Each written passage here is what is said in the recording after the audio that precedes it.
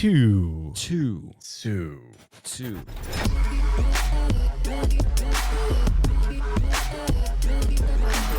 This is Auto Collabs. Why do sound guys do that when they're testing mics? I think because it's like sibilance and, like they give it I don't know. They're too lazy to say one. Just use the word. Check. Made that up. One. Check one. No, two. One. I think it's because you get the high end, and then the Yeah, low. Yeah, right. Yeah, because one is a very calm word. One. Yeah. Two. I don't know. Two's But every got time all- we get a mic it's now, got that's all we do, plosives. like a bunch of morons. I'm gonna look it up. And so we had to drag the moronish into the podcast this morning. You're welcome, everybody. Oh my gosh. I love today's guest because we've had relationship with him back when he was on the front lines of causing massive trouble with Brian Kramer at the dealership in Florida. Oh, so much trouble. Every time you turned around, they were like, nobody's done this before. Nobody done this before. And then the hard Bam. part is, and I can only imagine what it was like trying to deal with those two as from like an OEM level. Oh, because, no, yeah, you were because done. you always knew that whatever you said to them, they were going to show you the data to prove that you were wrong. And you're like, Right. not again. Yeah. Well, not anymore. Kilway's like a pure out and out data guy. He's like, if the data says it, we do it. It is what it is. So not anymore though. Not anymore. Now he's gone partner side. And he can help It's a lot good. more dealers though. It is. It's good. It's good. Well, hey, listen. We hope you enjoy this for at least Listen here. 1 or 2 minutes. 2 Minutes. With our pal Jarrod Kilway on the session of Auto Collabs. Jared, how you doing today? Doing great. Kyle, how about Yeah? yourself, buddy? Oh man, I'm happy. I even wore a white t-shirt today. The people listening can't whenever I'm wearing a white t-shirt, it's just kind of one of those slightly brighter days that you feel like you get. I always like the white t-shirt is always a contrast to the outdoors. Right. So it's like if the white t-shirt's on, it's because the outdoors are like that. This is how you know Now- he works behind a computer because he's like, how can I diffuse sunlight and bring it into my office? Yes, exactly. Bring that into my You're eyes. smiling only like a dude who's camping. Jared. Yeah. That's Jared, not me. Yeah, that's Jarrod. Super. You're glamping, not Glamping? camping. Are- Glamping. You're glamping. Now, is that like a full-time pod for you, or did your wife make you get out on the backyard, or what? Well, for the what's people just what's the deal? listening, Jared is obviously not in a living room. Yes, I mean, he kind of is. it is. It's a It living is room-ish. space. Yeah. So where you at? Tell the people. So no, we're in Miami. We're in, as the kids say, as well as the co-workers say, it's the Mobile Command Center. So we're down here in Miami. This started actually last year after the hurricane hit Fort Myers. And for everybody who knows me, knows about my kids and how passionate I am for them and their goals and their sports and uber competitive gymnasts. So their gym got destroyed and we transitioned and invited over to a gym here in Miami. So obviously Miami and the cost of living is very expensive. So here we are in a 36-foot RV. wow. Tell me your family has a vlog.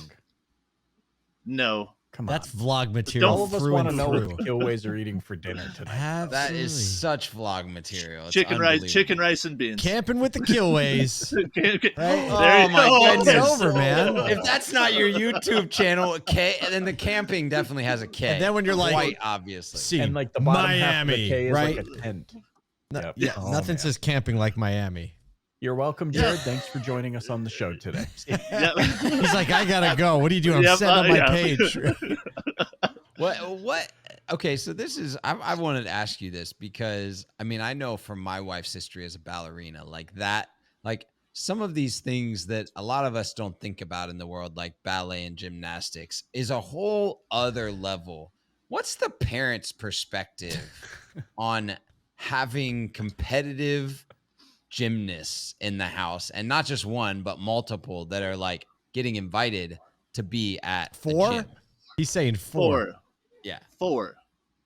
Wow. What is that like? Like what there's multiple dynamics, but just give us a little taste of like how it is parenting in that environment.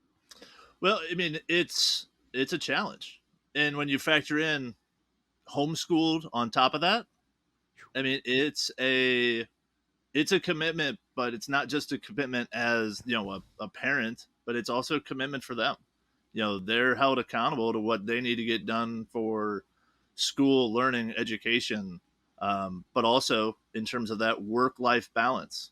And that's what I go back to. And we rewind the tape to our younger days of ages between 5 and 12, where we're just out getting stuff done, riding bikes, and causing a ruckus.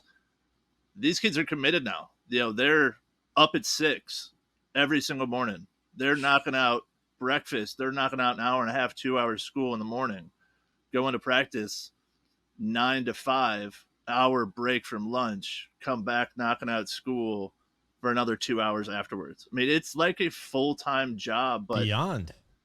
It's their passion. This is their goals. This is their dreams. And who am I as a parent to take away my kids' dreams? We're going to make sacrifices as a family to support them. And that's what we've done. Now, that's included our sacrifices as well as I'm sitting in the RV. But the reason why it's called glamping is the beauty of technology is, hey, having Starlink. We got Starlink outside. It's faster than my internet even at home. So these are things that this could never have happened in my parents' time frame, but with the evolution, it couldn't have even happened like 4 years ago.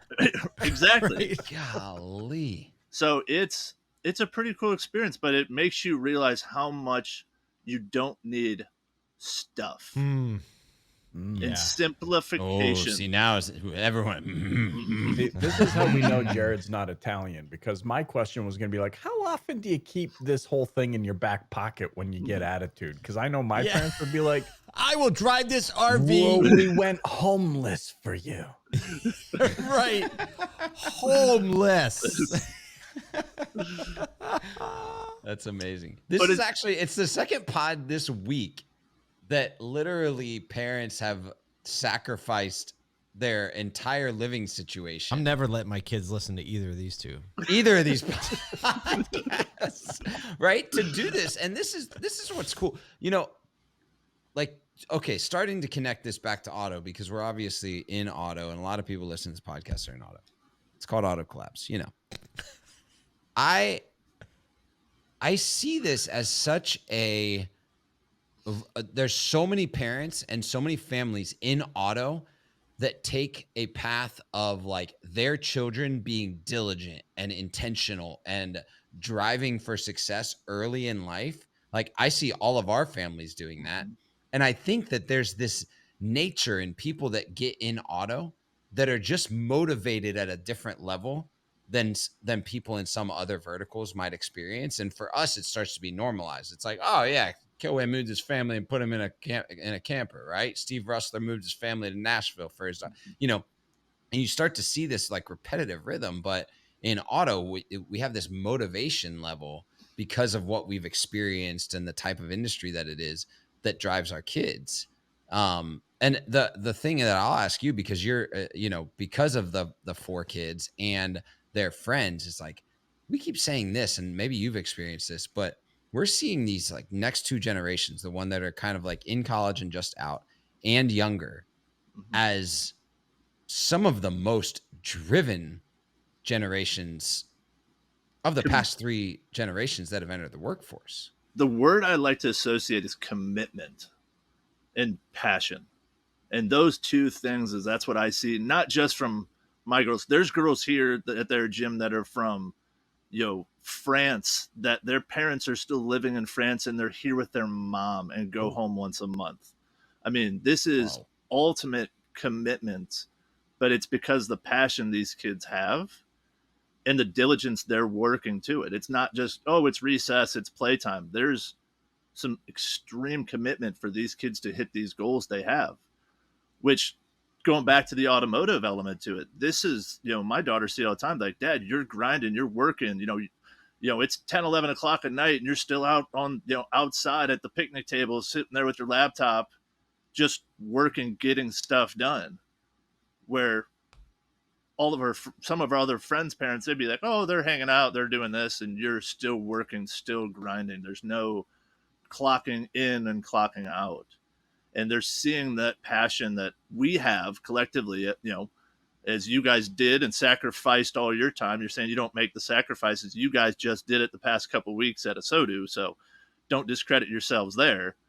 But these are the passions that our kids are seeing and applying to their goals, to their wants. And what we're going to see from that is a whole different generation.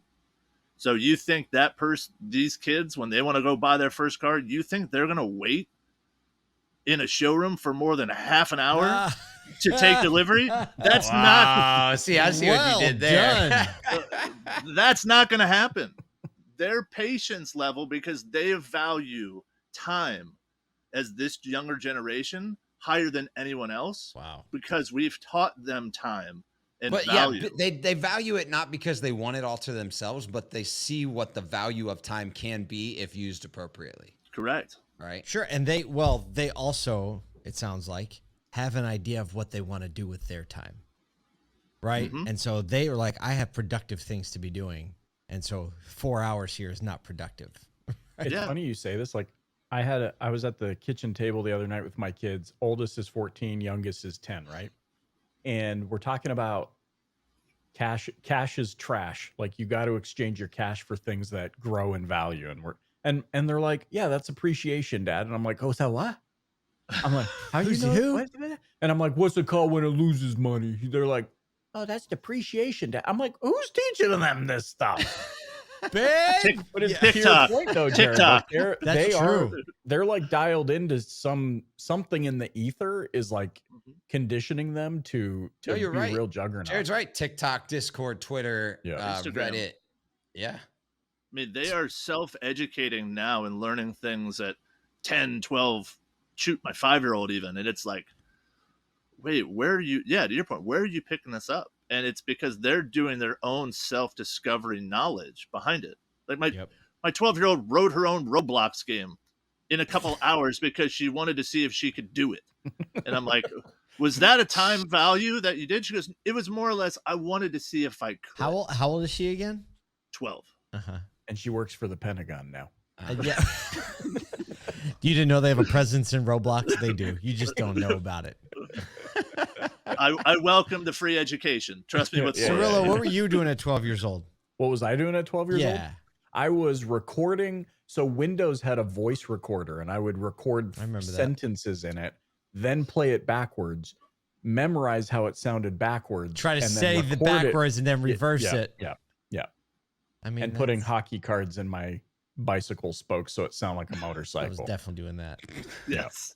Definitely doing that. Oh man, sideways. So I wanted to get, obviously you've been now with Konect for what, a little over a year, right? It's been a year and a half now. So yeah. And you've spent time like back and forth kind of between the vendor side of the community and the dealer side of the community, got to see both sides. And this is like your first foray into kind of like a very streamlined technology, right? Like I said, you spent time with Vin, which is a little bit more broad because of the type of things, but like the streamlined technology of Konect and like being diligent about conversations. What have you seen and learned over the last year that you've been with Konect that maybe is like new, fresh things that maybe weren't a part of your learning as part of Vin Solutions or the dealer side of the world? It's education. I mean, it's the education not only for ourselves as companies as we grow, but it's also the education for the dealers on what they don't know and what they perceive certain instances to be. Biggest thing to look at is what percentage of your leads come in during after hours. Like that's not a metric that most dealers are measuring, but we measure what our contact rate is or a set rate, or some stores just look at lead to close rate and okay, if I'm at 12%, I'm good, check the box and I'm going to move on to something else. But there's so much more. Looking at, for example, most dealerships on average, we're seeing about their aggregate of sold from after hours being 15 to 20% of their total sold from internet. But about 35 to 40% of all of their lead volume is coming in during that time. So there's a huge opportunity there. So Let me track that. So as a percentage of lead volume, after hours leads are less, but as a percentage of, or as a closing rate goes, it typically is higher. It It's sounds like opposite. So or opposite. yep. Okay. So you have 40% of your leads originate while you're closed. Right. When you look at everything you've sold for the month from internet leads, that's only 20% of that total aggregate is happening Okay. from your after hour aggregate. instances. So there's a lot of opportunity from when you're So closed. like a 20% gap on what the lead volume is for the close rate. But the close rate gap is 60%. Wow. So I ask dealers the question every time. I'm like, they're like, oh, what if we don't know? When's the last time you mystery shopped your store when you're closed? We do it when we're open. When is the last time you did it when you're closed? Oh, that's great. That's like, I'm just, everybody that's listening to this should be writing that down. Like 9 o'clock at night tomorrow, mystery shop, see what happens the next day. Do it at 6 a.m. Wake up early, jump on your phone. Because Okay, that's so more 40% realistic. of your leads. A lot of people are having that experience. Whatever it is. Because that's when they're off work and shopping. Exactly. And then those become, as we call them, Kyle, you've sat in store for a while. Those are the ghost customers. Those aren't good leads. Those people just ghost us all the time. And it's because we are prompting them to call them at 9 a.m, but yet they submitted the lead at 3 a.m. and are probably working night shift and are sleeping. So now they've just put you on the block list because you just woke them up and pissed them off. Interesting. I mean, I would. You just need to respond at 3 a.m. when they're tired and make not great decisions, and your close ratio will go up. Yeah. It's You just need to have an all-night person, right? Yeah. Well, that's where, what we are. obviously That's what we Konect do. comes in, right? Yeah, that's where like having an AI or a responder that's intelligent enough to take the conversation makes a whole lot of sense. But yeah, like that's not a data point. I mean, I ran BDCs for 8 years. I never pulled like, what's my after hours lead closing ratio? Mm-hmm. If there's a dealer listening to this, or you know a dealer right now that's doing that, someone DM me because I want to shake your hand. Right? So when did you come up with that? Did you see somebody doing it? Did you just think like, hey, this makes sense to do it? I mean, it came about, with just in conversations with dealers and just digging into the data and looking and see, okay, what is going on? We saw the lift of, beginning half of this year, the lift of, cost of leads as the lead gen cost have continued to go up. Mm-hmm. And we're looking at it from a marketing standpoint. How much are we spending on, now go that route here, I'll pivot on that in a minute. But with this additional cost of marketing to do customer acquisition, how much of this marketing spend is during hours versus after hours, and what are the ROI metrics to it? What's your Google paid search cost per click after hours versus during hours at a conversion rate to figure out what's your true acquisition cost on hours, off hours?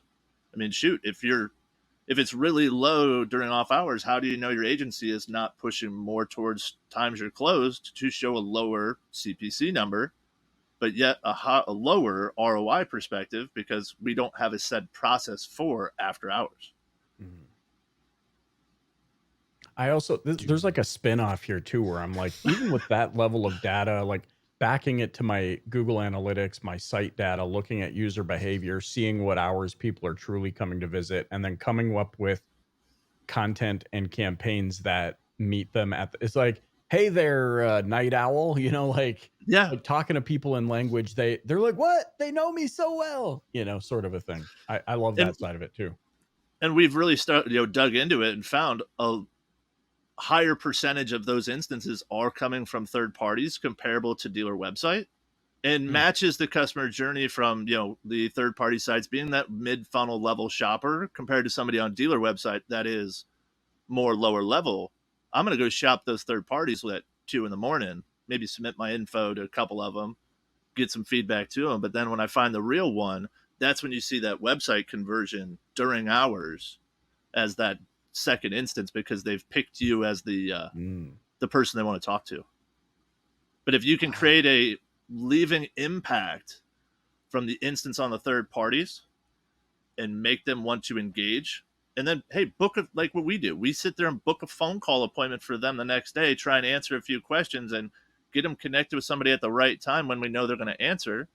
The answer rate and engagement rate is just off the charts because it's less about what we want as a dealer to follow this checklist of process and more about the customer. Do you get tired ever? No, I have 4 kids. There's no such thing. Not allowed. This is what I do at 11 o'clock at the picnic table. At the picnic table. That's what it is. Someone's stumbling upon this that's not an auto, and they're like slowly putting on an aluminum foil hat. Right. Yes, exactly. I love the data on this. I want to give you a chance just before we close up. You all just recently announced a round of funding, and excited to see what that happens. Tell us a little bit about that, how that came about, and what you're excited for the future of Konekt. Yes, no, the future of Konekt is extremely exciting with this announcement of our seed raise funding with Silverton, and raising 5.5 million to continue to grow and educate not only the dealers but other partners in the space about how AI can really help assist the next generation of customers in the next 5-10 years. Jeez, congratulations. That's Talk about rocket fuel. Yeah. No kidding. And multiple cell phones. And multiple cell phones, multiple addresses and zip codes. Yes. Man, that's crazy. I feel like we need to have a bigger conversation, but certainly, we love hanging out with you. Excited that you are glamping and getting things done regardless. Maybe that's maybe we're talking to Jarrod's AI right now. I don't know. I don't know what's happening right now, but nonetheless, Jarrod, thanks so much for joining us here on Auto Collabs. This is what Reddit says. The word "to" is almost perfect for testing a system because over the length of the word's pronunciation, you'll hit nearly the entire audio spectrum, especially if you pitch down to "ooh." Hey, that was my guess. That was my guess. Three is a terrible word for testing. Especially if you give it a little "ooh," like you give it a little up right at the front. Ooh. Okay, I think we've lost all our subscribers by this point. And there goes my mom. Right, she's even gone.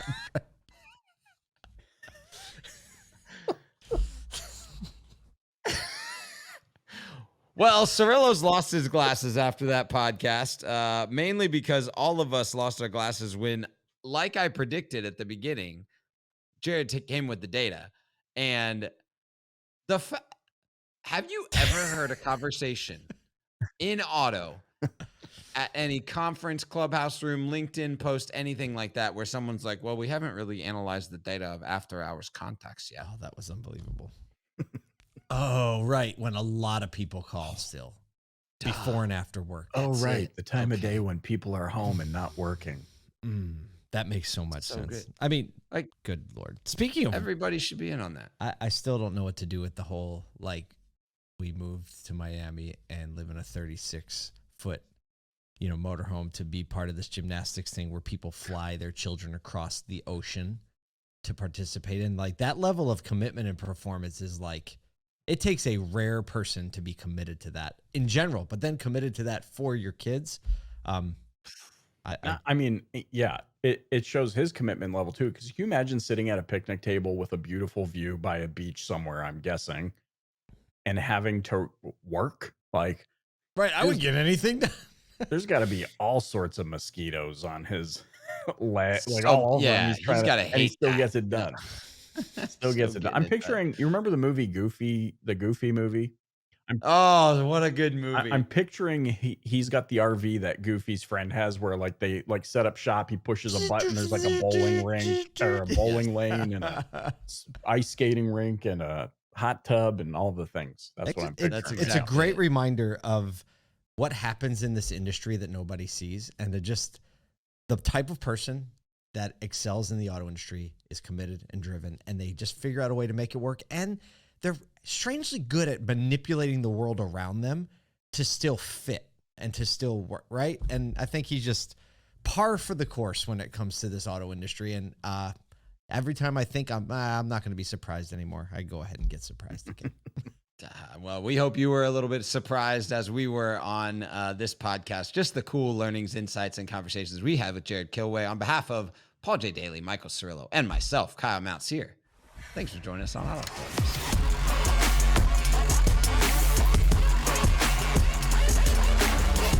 Welcome to Auto Collabs. Why are we recording? Are we rolling? Yeah.